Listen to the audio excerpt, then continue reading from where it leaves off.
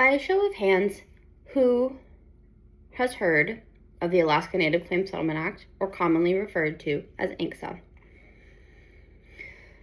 ANCSA was an act passed by Congress on December 18th of 1971. Having grown up in rural Alaska, attended many state, federal, and local tribal meetings, I've absorbed much information about the Alaska Native Claims Settlement Act. Why is ANCSA important? ANCSA is important because it is an integral part of Alaska's history, as well as the history for our Indigenous people. ANCSA was done in response to Aboriginal land title claims disputes. So, just a few things that I want to go over when speaking with you today. I'd like to go over the circumstances that led to ANCSA, the steps that were taken, and the outcomes, both the outcomes and economic impact that it has had on the state of Alaska. So where do we begin? We're going to go back to 1966 with the creation and formation of the Alaska Federation of Natives, commonly referred to as AFN. AFN was put together as a group cohort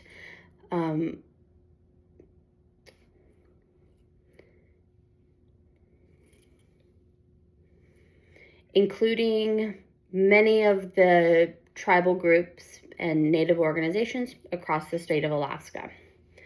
So AFN's purpose back in 1966, and still to this day, was to advocate for our land rights across the state against the federal government. So AFN, once it was formed, came to the federal government and met with the Secretary of Interior at the time, Secretary Udall, and with his help, we were able to, a land freeze was issued at this time. With the land freeze, nothing was able to be done with the states across the state. Nothing was to be done with the lands to be bought or sold until the land claim disputes were settled. This was expedited with the discovery of oil. So with the discovery of oil came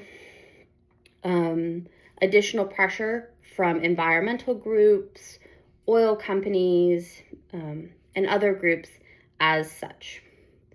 These businesses added pressure to Secretary Udall to sort of expedite the process of settling these land claims. So with this added pressure, that led to forced negotiations between AFN and the state and federal governments. This negotiation was done predominantly between delegates of AFN, who were Indigenous members and group leaders from across the state of Alaska, and the state and federal government representatives. What came from these negotiations was a total payout of over $960 million for what would be approximately 44 million acres. One of the stipulations that came along with AFN was the creation of 12 regional corporations and approximately 200 local tribal corporations. Another thing that ANCSA did was it got rid of any of the Aboriginal land claims because of the payout and the separation of that 44 million, or the division of the 44 million acres between these 12 regional for-profit corporations. So with that with the formation of the 12 regional corporations came many business opportunities.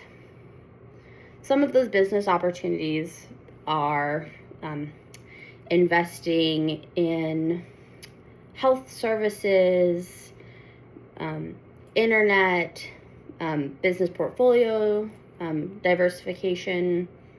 And these opportunities were possible because of, again, that $44 million payout.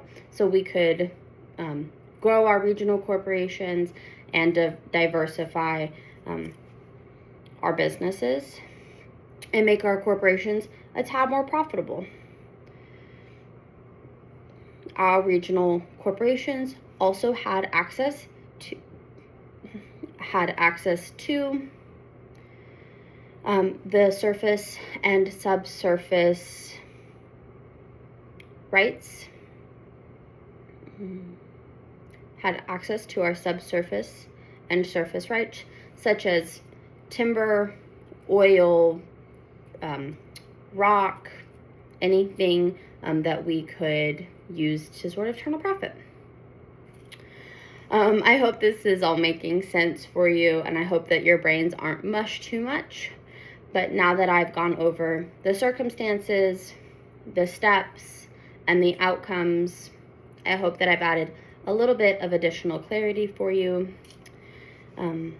So what I'd like to leave you with here today is the next time that you're out and about, in the community, ask, and you meet a new person, ask them if they are familiar with ANCSA. Has it impacted them? Has it impacted their region?